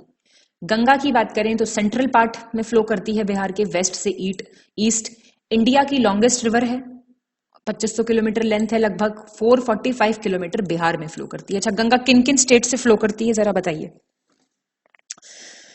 फ्लो जो है इस रिवर का वो 15165 स्क्वायर किलोमीटर्स एरिया है, और गोमुख ओरिजिन है, आप जानते हैं गंगोत्री ग्लेशियर के पास, नदरन पार्ट ऑफ केदारनाथ पे लोकेटेड है ये, और उत्तर प्रदेश से एंटर करती है ये चौसा में in Buxar district of Bihar. Ganges, Gandak, Saryu, Karmanasha ये बाउंड्री लाइन है बिहार की, उत्तर प्रदेश और बिहार की। और घाघरा, गंडक, बागमती, बालन, बूढ़ी गंडक, कोसी, महानंदा और कमला जो है वो नॉर्थ से ज्वाइन करती हैं। जो रिवर्स हैं सोन, करमनशा, पुनपुन, किऊल, ये साउथ से आती हैं। सोन जो है वो गैंजेस से मिलती है मानेर रीजन, दानापुर के पास, और गैंजेस रिवर एंटर करती है बंगाल, बाउंड्री लाइन बनाती है विद साहिबगंज डिस्ट्रिक्ट और झारखंड। गंगा जो है वो अपनी जो कोर्स ऑफ जर्नी है वो इन सब डिस्ट्रिक्ट से पास होती है, बक्सर, भोजपुर, सारण, ये सब। घाघरा या सरयू रिवर की बात करें तो ये मेनली उत्तर प्रदेश में फ्लो करती है, नामिया से ओरिजिन है इसका नेपाल में। 83 किलोमीटर लेंथ है बिहार में, और बिहार और यूपी की बाउंड्री है ये। रिवर ज्वाइन करती है गैंजेस को नियर छपरा, और इसको लखनदेई और करनाली भी कहते हैं ऊपरी हिस्से में। गंडक की बात करें तो ये मर्जर की से बनती है 7 स्ट्रीम्स के, 7 नदियों से मिलने से बनती है ये, तो इसको बोला जाता है सप्तगुंडकी, काली गंडक, नारायणी, शालीग्रामी, सदानीरा। इसका ओरिजिन है मननगमोट और कुटोंग से इन अन्नपूर्णा रेंज ऑफ नेपाल, और गंडक जो है वो forms the guard by cutting the Annapurna range को कट करके आती है ये। बिहार में एंटर करती है नियर कहां से, भाई सलोटन के पास से। बैरेज बना है इस रिवर पे वाल्मीकि नगर में, वेस्ट चंपारण में, और ये गैंजेस में मर्ज हो जाती है इन पटना, हाजीपुर से होती हुई सारण और मुजफ्फरपुर की बाउंड्री बनाती है ये। इस ही कॉन्फ्लुएंस पे ही वर्ल्ड फेमस हरिहर रीजन में हर साल मेला लगता है। इस रिवर को गंडक नारायणी या गंडकी बोलते हैं नेपाल में। लॉन्गेस्ट रिवर इंडिया की ये हम देख चुके हैं, ओल्ड या बूढ़ी गंडक, ये ईस्टर्न पार्ट में फ्लो करती है बिहार के पैरेलल टू गंडक, और बूढ़ी गंडक जो है डिवाइड करती है plain of north Bihar into 2 parts. ये लॉन्गेस्ट रिवर है नॉर्थ बिहार की, originating from Himalayas and flowing into north Bihar. ये ओरिजिनेट करती है फ्रॉम चौटरवार, चौर, विशंबरपुर के पास सोमेश्वर रेंज में। ये फास्टेस्ट फ्लोइंग रिवर है नॉर्थ बिहार की, north west to south east flow करती है। ये अबैंडेंड स्ट्रीम है, छोड़ी हुई स्ट्रीम है ये गंडक रिवर की, जो वेस्टवर्ड डिस्प्लेसमेंट हो जाता है जब मेन रिवर का, उसकी वजह से। मुजफ्फरपुर, समस्तीपुर, इस सब जो ये सिटीज हैं ये बूढ़ी गंडक के ही किनारे लोकेटेड हैं। बाकी की ट्रिब्यूटरीज देख लीजिए, डंडा, पंडई, मसान, कोहरा, बलोर, सिकता, टियूर, तिलवे, धनौटी और अजनकोट। बागमती की बात करें तो ये मेजर ट्रिब्यूटरी है बूढ़ी गंडक की, महाभारत रेंज से ओरिजिनेट करती है नेपाल में, दरभंगा, मुजफ्फरपुर इन सब से गुजरती है ये। और इसकी ट्रिब्यूटरीज देख लीजिए, लालवाकिया, मुरेंगी, किसकी, बागमती की, ध्यान रखिए पढ़ क्या रहे हैं, लखनदेई, आधाबारा, सिप्रधार, कोला, छोटी बागमती। कमला की बात करें तो ये भी महाभारत रेंज से आती है, और ये तराई रीजन से इफेक्ट करती है, जयनगर से एंटर करती है। मिथिला में इसको बहुत ही पवित्र नदी मानते हैं। मेजर ट्रिब्यूटरीज देखिए इसकी कमला की, सोन, धोरी और भूती बालन। ये ज्वाइन करती है, बालन रिवर ज्वाइन होती है पीपरा घाट के पास, और ये फ्लो करती है 120 किलोमीटर एरिया में, और बाकी फिर ये डिवाइड हो जाती है बहुत सी स्ट्रीम्स में, जिनका बहुत सौ का नाम तो कमला ही है। कोसी की बात करें तो ये कुसाई से ओरिजिनेट करती है, सेम नेपाल में, तो कोसी को कौशिकी भी कहते हैं। 7 स्ट्रीम से मिलके बनी है, इंद्रावती, सुनकोशी, तमरकोशी, लिचुकोशी, दूधकोशी, अरुणकोशी और तमरकोशी। Very important. सारी की सारी स्ट्रीम्स त्रिवेणी के पास बुलाई जाती हैं कोसी, इसको कहते हैं सौर ऑफ बिहार। ये मैंने आपसे ऊपर पूछा था वैसे, चलिए, क्योंकि मैक्सिमम रूट चेंज करती है ये, और फ्लड इससे ही होती हैं, और ये सुपौल, सहरसा, माधेपुर इन सब में फ्लो करती है। ये रिवर डाइवर्जन के लिए बहुत फेमस है और इसका कोर्स जो है 150 किलोमीटर शिफ्ट हो चुका है फ्रॉम ईस्ट टू वेस्ट और ये डेल्टा बनाती है before joining Ganges near Kursela. Mahananda की बात करें तो ये ईस्टर्न रिवर है, ईस्ट की तरफ से फ्लो कर रही है। ये बॉर्डर लाइन डिटर्मिन करती है बहुत सी जगह में बिहार बंगाल की, और हिमालय से इमर्ज करके फ्लो करती है पूर्णिया काटेहार में और फिर गंगा में जाके मिल जाती है। इस रीजन में जो रिवर्स हैं प्लेट्यू रीजन की वो है सोन, पुनपुन, फाल्गु, करमशा, उत्तर कोयल और हरोहर, चंदन, बढ़ुआ। ये नाम बस थोड़ा ध्यान रखने हैं आपको कि ये नदियों के नाम है, एटलीस्ट इतना तो रखिए ध्यान। सोन की बात करें तो इसको बोला जाता है हिरनवाह या फिर सोनभद्र। प्रोमिनेंट रिवर है साउथ बिहार की, अमरकंटक से आती है ये एमपी से। नर्मदा महानदी भी यहीं से ओरिजिनेट होती है सोन के पास से, जिसकी वजह से बहुत एरियल फ्लो सिस्टम बनता है और ये रिफ्ट वैली में फ्लो करती है। मध्य प्रदेश में फ्लो करती है, उत्तर प्रदेश में, झारखंड में और रोहतास से बिहार में आती है। ये सबसे लंबी ट्रिब्यूटरी है, सबसे लंबी सहायक नदी है ये गंगा की साउथ बिहार में। और मेजर ट्रिब्यूटरीज देख लीजिए जिसकी गोपाड़, रिहांड, कन्हार और उत्तरी कोयल। साउथ वेस्ट बिहार की जो सबसे इंपॉर्टेंट स्कीम है इरिगेशन स्कीम, वो भी इसी नदी पे बनी है। पहला डैम इस नदी पे बना डेहरी इन 1873-74, बाद में इंदिरापुरी बैरेज बना इस पे 1968 में, और रेल कम रोड ब्रिज भी है कोयलवार नियर आरा में सोन रिवर पे ही, जिसको अब्दुल बाड़ी ब्रिज बोलते हैं। वेरी इंपॉर्टेंट, ये लॉन्गेस्ट रेल ब्रिज है इंडिया का। और 1900 में नेहरू रेल ब्रिज भी यहीं पे बना था नियर डेहरी, इसी नदी पे। फाल्गु की बात करें तो ये बहुत सारे स्ट्रीम से मिलके बनती है छोटा नागपुर प्लेटू में, और इसकी मेन स्ट्रीम को निरंजना कहते हैं। बोध गया में ये रिवर है मोहाने जो इसको ज्वाइन करती है। इसको फाल्गु इसी के बाद बोलते हैं जब मोहाने इसको ज्वाइन कर लेती है। और ये सीजनल रिवर्स हैं। गौतम बुद्ध ने जो अटेनमेंट, जो एनलाइटनमेंट मिला था उनको कहाँ मिला था? निरंजना रिवर के पास ही तो मिला था। और पितृपक्ष जो अभी ऊपर देखा था ना, पितृपक्ष फेयर, वो यहीं पे गया में ऑर्गेनाइज होता है। और इस रिवर को अंतरशिला या लीलाजन भी बोला जाता है। पुनपुन देखेंगे, सीजनल रिवर है, केकट या बामाघड़ी बोलते हैं इसको। ये चौराहा माउंटेन रीजन से आती है, पलामू डिस्ट्रिक्ट झारखंड में। ये फ्लो करती है पैरेलल टू द गैंजेस इन औरंगाबाद, अरवल और पटना डिस्ट्रिक्ट बिहार की। इसको एंड ज्वाइन करती है गंगा को कहाँ पे? फतुहा के पास। ट्रिब्यूटरीज देखिए इसकी, दरधा, यमुना, मातेहर, बिलारो, रामरेखा, अदरी, ढोबा और मोरहर। अजय, ये बटबार से आती है जमुई डिस्ट्रिक्ट से। ये देवघर एंटर करती है झारखंड में बिहार से। इसे अजयवती या अजमती भी बोलते हैं, ठीक है। गौतम, दिस इज ये ऊपर का, यहाँ पे प्रिंटिंग मिस्टेक है। चलिए, सकरी, ये ओरिजिन सकरी रिवर का नदरन पार्ट में है छोटा नागपुर प्लेटू के झारखंड में। रिवर फ्लो करती है इनटू गया, पटना, नवादा, मुंगेर, और इसको सुमागढ़ी भी बोलते हैं। करमनशा, ये डिस्ट्रॉयर ऑफ कर्मा है। ये ओरिजिनेट करती है फ्रॉम सारोडोग, विंध्याचल हिल से, और गंगा को मिलती है चौसा के पास। इसको लोगों का बिलीफ है कि this river is considered impure और इनऑस्पिशियस। चनन रिवर की बात करें तो इसे पंचने बोलते हैं। ओरिजिनल नाम पंचनन है, जो डिस्जॉइंट हो गया और उसको बोलने लगे चनन। और ये भी 5 स्ट्रीम से मिलके बनती है, इसलिए पंचनन कहते हैं। पैमार, तिलाया, धंजे, महाने, ये सब ओरिजिनेट करती हैं फ्रॉम छोटा नागपुर प्लेटू। और हिल ब्लॉकेज की वजह से राजगीर, ये सारी जो स्ट्रीम्स हैं ये फ्लो करती हैं फॉरवर्ड डायरेक्शन में, फिर ये मर्ज करती हैं एक साथ एक जगह पे गिरियाक, नालंदा डिस्ट्रिक्ट में। किउल रिवर, ये हजारीबाग प्लेटू से आती है और सतपहाड़ी से एंटर करती है जामुई में, और इसकी ट्रिब्यूटरीज देख लीजिए, बर्नर, अंजन, हरोहर, और लाखीसराई ज्वाइन करती है गैंजेस को सूर्यगढ़ पे, ठीक है। अब यहाँ पे ये देख लीजिए, आपको बिल्कुल टैबुलर फॉर्म पे मिल गया सब कुछ। गैंजेस कहाँ से आती है भाई? गौमुख, बे ऑफ बंगाल में जाके। गंडक, अन्नपूर्णा रेंज से, सब ऊपर देख चुके हो आप, एक बार फिर से देख लो, रिवाइज हो जाएगा। मननगोट, कुटांग, गंगा। घाघरा भी, गंगा देखो तो गंगा में तो मिलेंगी सब। ननफा, नेपाल से, गुरला मंधाटा पीक से। ओल्ड गंतक, छाउट बारवा चौर, विशंबरपुर से, गंजेस में, खगारिया के पास। बागमती, महाभारत रेंज, नेपाल, ओल्ड गंदक। कमला, महाभारत रेंज, नेपाल, कोसी में मिलती है जाके। कोसी गोसाई प्लेस से आती है, गंगा में मिलती है। महानंदा, महाभारत रेंज से आती है, गंगा में मिलती है, मनिहारी, काटेहार के पास। सोन, अमरकंटक से आती है, दानापुर, मनियर के पास जाके मिलती है गंगा में। पुनपुन, छोटा नागपुर प्लेट्यू, गंगा में। करमनशा, सारोडो, कैमूर से, गंगा में। फाल्गु, नॉर्थ छोटानगर प्लेट्यू से, और अजय, बाटबार, जमुई से, ये भी गंगा में। तो ये सब टैबुलर फॉर्म में फटाफट रिवाइज कर लीजिए, बाकी डिटेल में बताया जा चुका है। अब बात करें अगर हॉट जलकुंड की, तो पेरिनियल और सीजनल रिवर के अलावा, अच्छा पेरिनियल कौन सी रिवर्स होती हैं? जिनमें पानी निरंतर बना रहता है। सीजनल जिसमें सिर्फ सीजन में होता है। जो बाकी इंपॉर्टेंट सोर्स हैं बिहार के वो हैं हॉट स्प्रिंग्स, लेक्स। बहुत सारे हॉट स्प्रिंग्स हैं गया, नालंदा, मुंगेर में। वाटर इसलिए हॉट रहता है क्योंकि वो किसी डेड वॉल्केनो के माउथ पे लोकेटेड है। और एक रीजन ये भी है कि रेडियो एक्टिव मिनरल्स की अवेलेबिलिटी वहां पे है शायद। एडिक्वेट मिनरल्स जो हैं, सॉल्ट, सल्फर, सब मिलते हैं इस पानी में। मेजर सेंटर बताइए, राजगीर और मुंगेर हैं।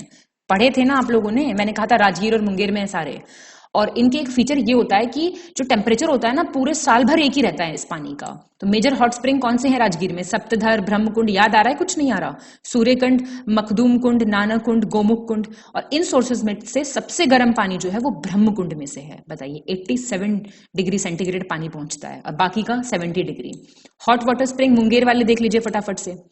सीता कुंड, रामेश्वर कुंड, लक्ष्मण कुंड, ऋषि कुंड, जन्म कुंड, लक्ष्मीश्वर कुंड, भीम बांध, श्रीगर ऋषि कुंड, श्रीनगर ऋषि कुंड, भरारी कुंड, पंचतरा कुंड। ठीक है, तो इसके अलावा एक हॉट वाटर रिजर्वॉयर है अग्नि कुंड जो कि गया से मिला है, apart from Rajgir and what, Munger.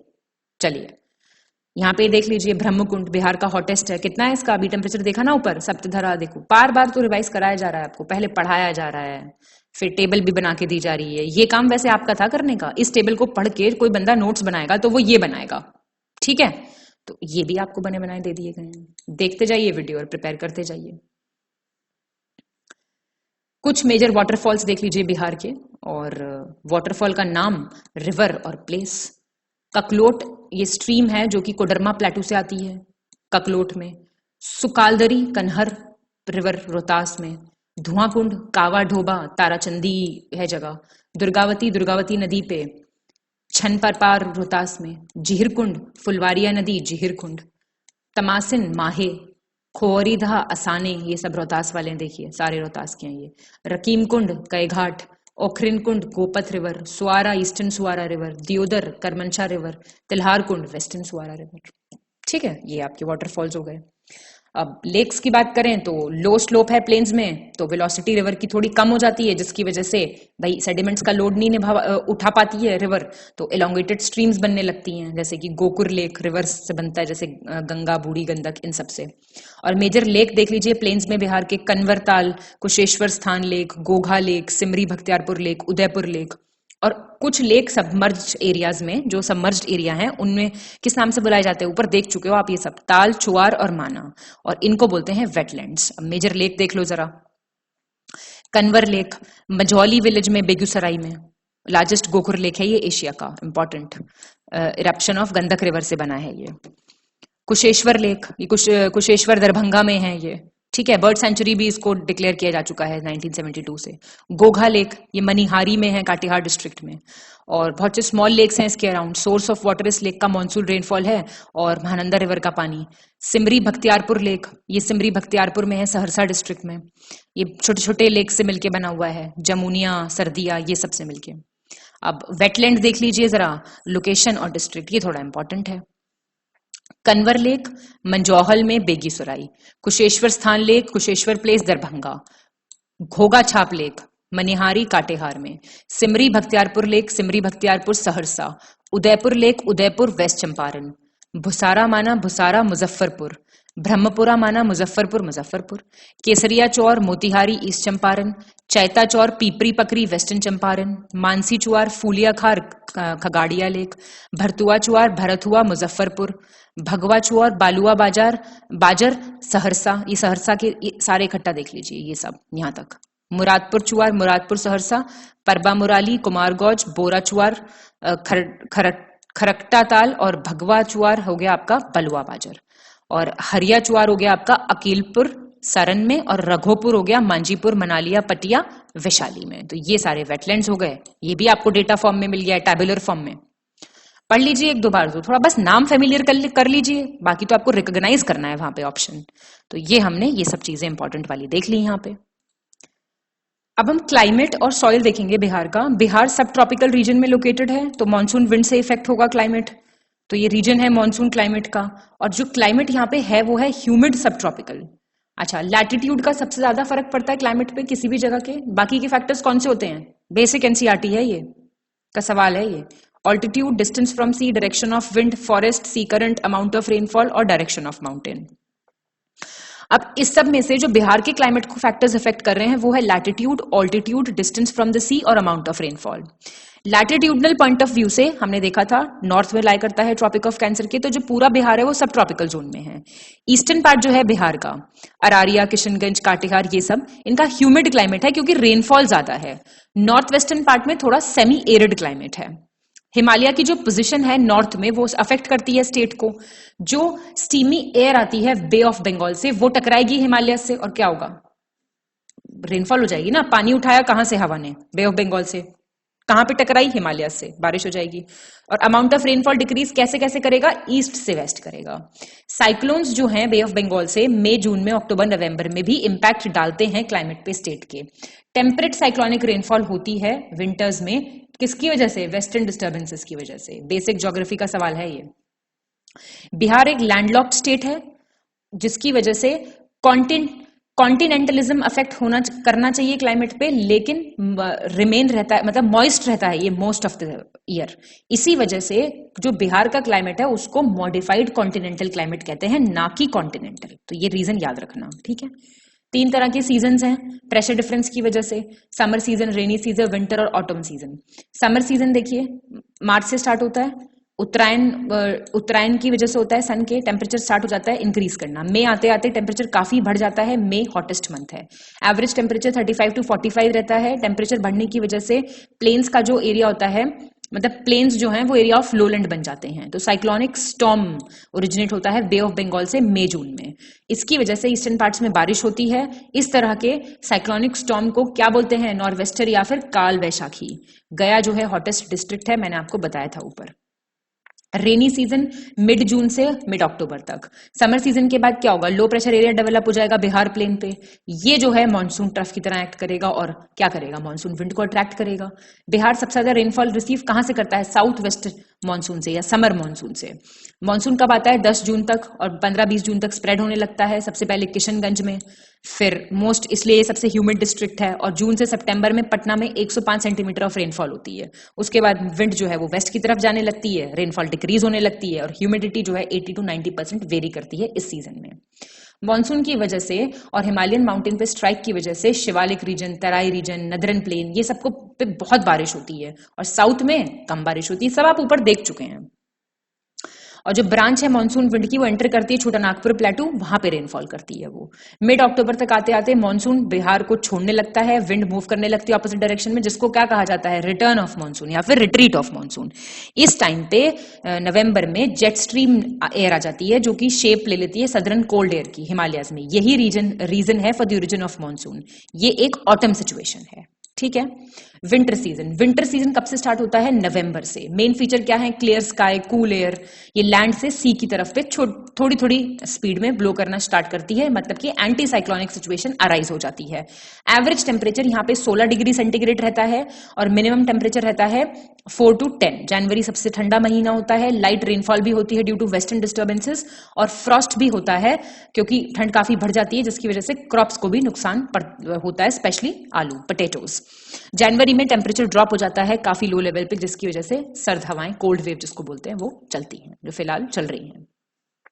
Soil क्या होती है, लेयर ऑफ अनऑर्गेनाइज्ड मटेरियल। ऊपर जो होता है ना सॉलिड क्रस्ट जो होता है, इसके जो टॉप पे होती है ये सॉइल होती है। रॉक्स के ब्रेकडाउन से बनी होती है ये। Rock particles, humus, water, micro organisms, ये सब कुछ मिलता है ना सॉइल में। मतलब अब कोई पौधा उगा, तो ये तो आपको पौधा नहीं लग रहा होगा, पर चलिए ऐसे बना लीजिए, तो ये फिर डेड डिकम्पोज होकर वापस से मिट्टी में मिल गया, वापस से मिट्टी बन गया। तो ऐसी तो साइकिल चल रहा है ना सॉइल बनने का। सॉइल जो है क्या, रॉक्स के इरोजन से फिजिकल केमिकल चेंज जो टेक हो रहे हैं उनकी वजह से मिट्टी बन रही है, और बहुत सारे और फैक्टर्स भी इफेक्ट कर रहे हैं, वाटर, ह्यूमिडिटी, ये सब। क्लाइमेट भी एक डायनामिक फैक्टर है। डायनामिक मतलब जो चीज चेंज होती रहती है। एलुवियल सॉइल 90% जगह पाई जाती है बिहार में। तो एलुवियल सॉइल कैसे बनती है, जो सेडिमेंट्स लाती है रिवर्स, और साउथ रीजन में गैंजेस रिवर। सॉइल जो है वो कॉम्प्रहेंसिव मैनर में क्लासिफाइड है। अगर बात करें एग्रीकल्चर रिसर्च डिपार्टमेंट की, तो बेसिक क्या है, डिवीजन क्या है, 3 क्लास है division. Soils of north plain in Bihar, southern plain in Bihar और southern frontier plateau. North plain की देख लो, यहाँ पे एलुवियल सॉइल्स मिलेंगी, नॉर्थ बिहार में सिवाय शिवालिक रेंज के। ये जो है गंडक, बूढ़ी गंडक, कोसी, महानंदा, इनसे बनती है ये। और फॉरेस्ट और माउंटेन सॉइल भी है यहाँ पे, जिसकी 4 सबसेक्शन है।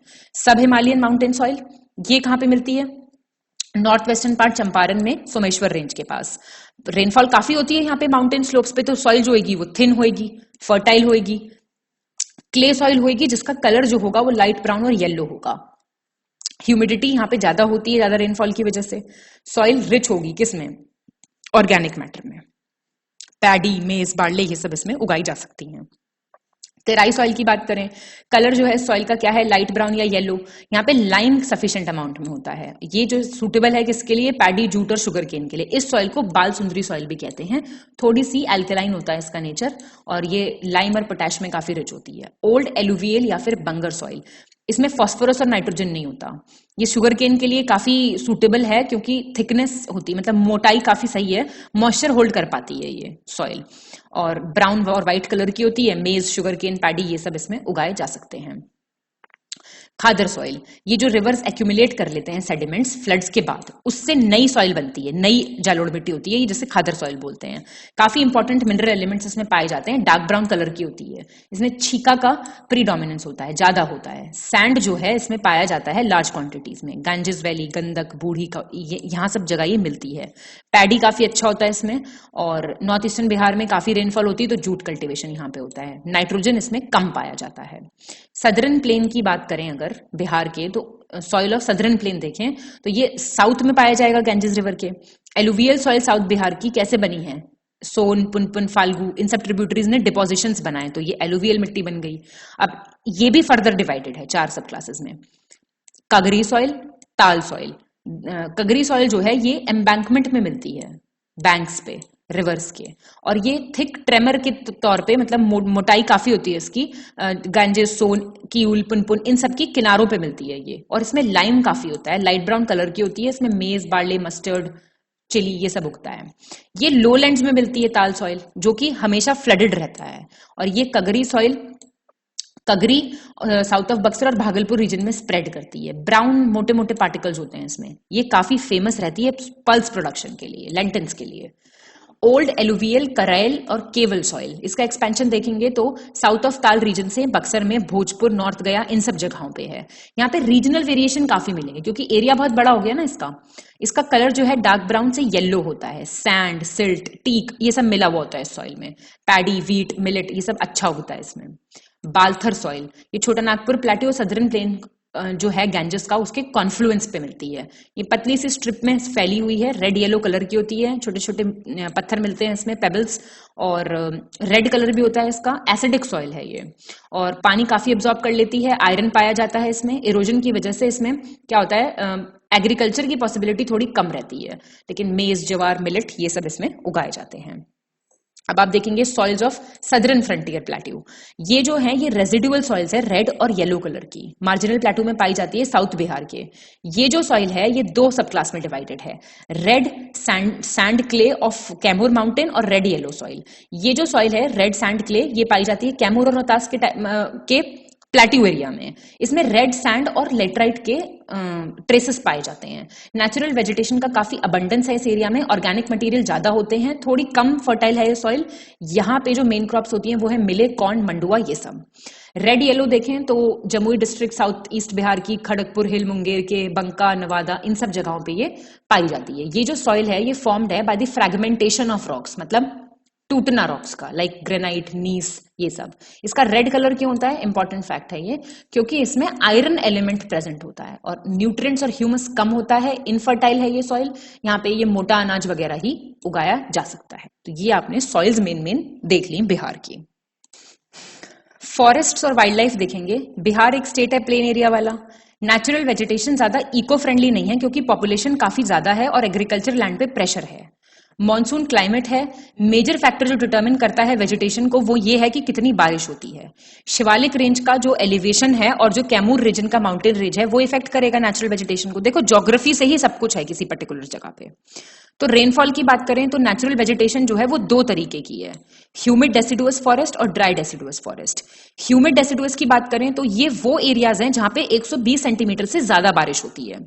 सोमेश्वर और दून रेंज वाले फॉरेस्ट और तराई रीजन वाले फॉरेस्ट, ये दो और सब क्लास हैं इसकी। ये पाए जाते हैं वेस्टर्न चंपारण में, यहां पे 160 से ज्यादा सेंटीमीटर रेनफॉल होती है। और मेन जो ट्रीज हैं इस फॉरेस्ट के जो काफी ऊंचाई पे डेवलप्ड हैं वो हैं साल, रोजवुड, खैर, सिमाल, तून। सवाना टाइप वेजिटेशन यहाँ पे डेवलप्ड है क्योंकि एलिवेशन ज्यादा है। तराई की बात करें तो नॉर्थ वेस्ट और नॉर्थ ईस्टर्न पार्ट्स में पाया जाता है। ये फॉरेस्ट जो है वो कैसे पाए जाते हैं, मतलब पतली पतली स्ट्रिप्स में, पूर्णिया, सहरसा, अरारिया, किशनगंज में। Bamboo, vermicelli, grass reads, shrubs, elephant grass, ये सब यहाँ पाई जाती है। और लो मार्शी लैंड वेजिटेशन जो है बेसिकली वो नीचे दलदली इलाके हैं। नॉर्दर्न फ्रंटियर एरियाज में सहरसा और पूर्णिया के साल फॉरेस्ट की एक पूरी बेल्ट पाई जाती है। ठीक है। ड्राई डेसिडुअस की बात करें तो ये वो एरिया वाले फॉरेस्ट होते हैं जहां पे एनुअल रेनफॉल 120 सेंटीमीटर से कम होती है। तो यहाँ पे बुशेस, ग्रास, छोटे छोटे प्लांट्स काफी डेवलप्ड होते हैं। ईस्टर्न पार्ट में बिहार के और वेस्टर्न पार्ट में सदर्न प्लेट्यू की ये पाई जाती है।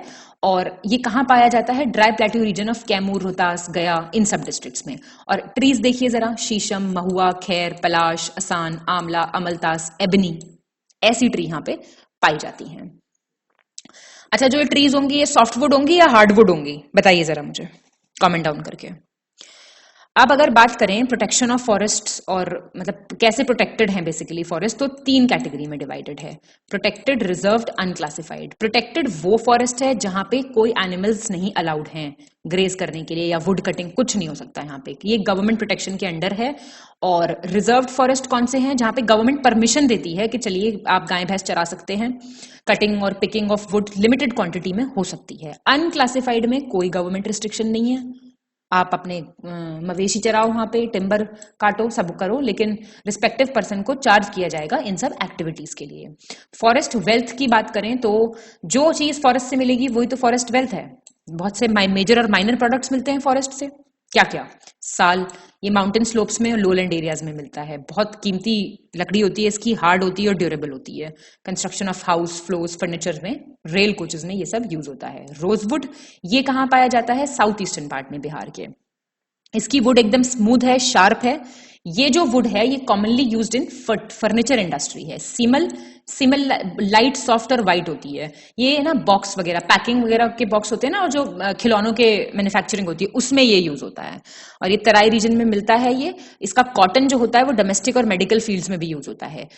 टून की बात करें तो hill sides of state of Bihar में ये मिलता है। स्ट्रॉन्ग वुड है ये, तो फर्नीचर बनेगा इसका, हाउस होल्ड्स गुड्स बनेंगे और ये सब बनेगा। मैंगो, पीपल, नीम, बैनियन, जैकफ्रूट। जैकफ्रूट क्या होता है, कटहल। अच्छा, कौन सी स्टेट का स्टेट फ्रूट है जैकफ्रूट, ये बताओ जरा। मैंगो ट्रीज जो हैं वो कॉमनली कहाँ है, दरभंगा, भागलपुर में। और ये वुड भी प्रोड्यूस करता है मैंगो। पीपल और नीम भी फार्मास्यूटिकल इंडस्ट्री में बहुत यूज होता है। फेस वॉश वगैरह यूज करते होंगे आप नीम वाला, एंटी एक्ने। चलिए, तो फॉरेस्ट पॉलिसी देख लीजिए आप। पहली फॉरेस्ट पॉलिसी आजाद हिंदुस्तान की कब डेवलप हुई थी, कब आई थी, 1952 में। 52 से 80 में काफी डिस्ट्रक्शन था फॉरेस्ट का, तो भाई जरूरी हो गया कि कोई पॉलिसी बनाओ। पर्पस जो पुरानी पॉलिसीज का था वो तो भैया रेवेन्यू कलेक्ट करना था, मैंने बताया था, अंग्रेजों का मेन काम, अंग्रेजों का फेवरेट काम। 1980 से पता लगने लगा कि भाई एनवायरमेंटल प्रॉब्लम्स आने लगी हैं, तो फॉरेस्ट का कंजर्वेशन बहुत जरूरी है, इसलिए फोकस होने लगा। प्रोविजन होना चाहिए भाई, चेक होना चाहिए पूरा। इस सबको दिमाग में रखते हुए 1988 में नई फॉरेस्ट पॉलिसी अनाउंस कर दी। तो नेशनल फॉरेस्ट पॉलिसी की बात करें 1988 की, तो 33.33%, रट लो इस डेटा को, तो टोटल एरिया जो है किसी स्टेट का वो जंगल होना चाहिए। तो बिहार बेसिकली स्टेट है जहां पे लाइकली ज्यादा प्लेन एरिया है। तो नेशनल फॉरेस्ट पॉलिसी के अकॉर्डिंग देखें तो प्रेजेंस ऑफ फॉरेस्ट कवर जो है वो 22% मैंडेटरी है, ठीक है, क्योंकि ये ज्यादातर प्लेन एरिया है। तो 7.21% टोटल जो है एरिया वो फॉरेस्ट कवर के अंडर आता है। तो इसमें देखा जाए तो बिहार का मतलब थोड़ा एनवायरमेंटल इम्बैलेंस ही चल रहा है। खैर, एफर्ट्स जारी हैं, होगा कुछ ना कुछ। फॉरेस्ट्री प्रोग्राम देखें तो उसके क्या हैं ऑब्जेक्टिव्स। 1000 स्क्वायर किलोमीटर एरिया जो है वो फॉरेस्ट डेवलपमेंट होगा, उस पे वेटलैंड्स पे। फॉरेस्ट डेवलपमेंट 1/3 पे होगा टोटल वेस्टलैंड्स के। ट्रीज का प्लांटेशन होगा जो गवर्नमेंट और प्राइवेट इंस्टीट्यूशंस का लैंड खाली पड़ा है उस पे, और पब्लिक प्लेसेस वगैरह में प्लांटेशन वगैरह होगा, और सोशल फॉरेस्ट्री पे बहुत ध्यान दिया जाएगा। ग्रीनरी या हरियाली मिशन की बात करें तो ये कंपोनेंट है एग्रीकल्चर डेवलपमेंट प्लान का। इसका ऑब्जेक्टिव था 7.21% बढ़ा देना, करंट जो है उसको 15% ले जाना 2017 तक। और मेन ऑब्जेक्टिव्स देख लीजिए इसके, फॉरेस्ट कवर 15% तक लेके जाना, सॉइल और मॉइस्चर कंजर्वेशन इंप्लीमेंट करना 2000 square kilometres of forest area में, और इसमें से 1000 स्क्वायर किलोमीटर में रिहैबिलिटेशन प्रोग्राम भी करना ट्री प्लांट करके, फार्मर्स की इनकम को बढ़ाना एग्रो फॉरेस्ट्री से, लिवलीहुड देना उनको, अवेलेबिलिटी ऑफ फॉरेस्ट प्रोड्यूस करना, डोमेस्टिक नीड्स में फॉरेस्ट का ही प्रोड्यूस से फुलफिलमेंट करना, और रॉ मटेरियल्स का सप्लाई करना, नेगेटिव इम्पैक्ट जो हो रहा है क्लाइमेट चेंज पे उसको कम करना, और एक्टिविटीज को इंप्लीमेंट करना जो ट्री प्लांटेशन और इन सब पे ध्यान दें। नेशनल एफॉरेस्टेशन स्कीम को देखें तो 100% फाइनेंशियल असिस्टेंस नेशनल एफॉरेस्टेशन और ecological development board, ministry of environment, forest और क्लाइमेट चेंज देता है इसमें। ग्रीन इंडिया मिशन ये मल्टी प्रॉन्ज्ड प्लान है, और 4 सिलेक्टेड एरियाज में हो रहा है ये स्टेट के, ये याद रखना प्लीज, पूछ सकता है। अघौरा, कैमूर, धराहर, मुंगेर, बंका और इमामगंज, गया, ठीक है। और अब ऐसा डिसाइड हुआ है कि 11 इंपॉर्टेंट फॉरेस्ट डेज मनाए जाएंगे हर साल by publicity and public relations division of department of environment and forest, government of Bihar. वो कौन से दिन है देख के जाने हैं आपको। World wetland day, very important, theme भी देख के जाएंगे आप। आपके करंट अफेयर्स की प्रिपरेशन मेरे हिसाब से अच्छी चल रही होगी, आप फॉलो कर रहे होंगे हमारे मंथली करंट अफेयर्स और बिहार स्पेसिफिक। देखते रहिए प्लीज, करंट अफेयर्स साथ साथ प्रिपेयर रखिए। करंट अफेयर्स के बिना आप पेपर नहीं क्लियर कर सकते हैं। स्टेटिक कंपोनेंट और करंट अफेयर दोनों मिलके आपका एग्जाम पार करवाएंगे, याद रखिएगा ये बात। तो ये स्टेटिक वाला है, इसकी थीम हर साल चेंज होती है, वो देख के जाइएगा। World forestry day 21 March, biodiversity day 22 May very important, environment day 5 June very very important, dolphin day 5 October, forest festival July and September, Bihar earth day very important 9 August, world ozone day 16 September very important, wildlife week 2 से 9 October, world animal welfare day 4 October. ये जो है ये बड़े important है। ऐसे हमने हमारा पूरा बिहार का स्टेटिक जीके यहाँ पे कंप्लीट कर लिया है। जो भी मैंने आपसे पूछा है आप सारी चीजें कमेंट डाउन करेंगे और इसको अच्छे से रिवाइज करेंगे, ठीक है। चलिए, all the best to all of you and thank you so much.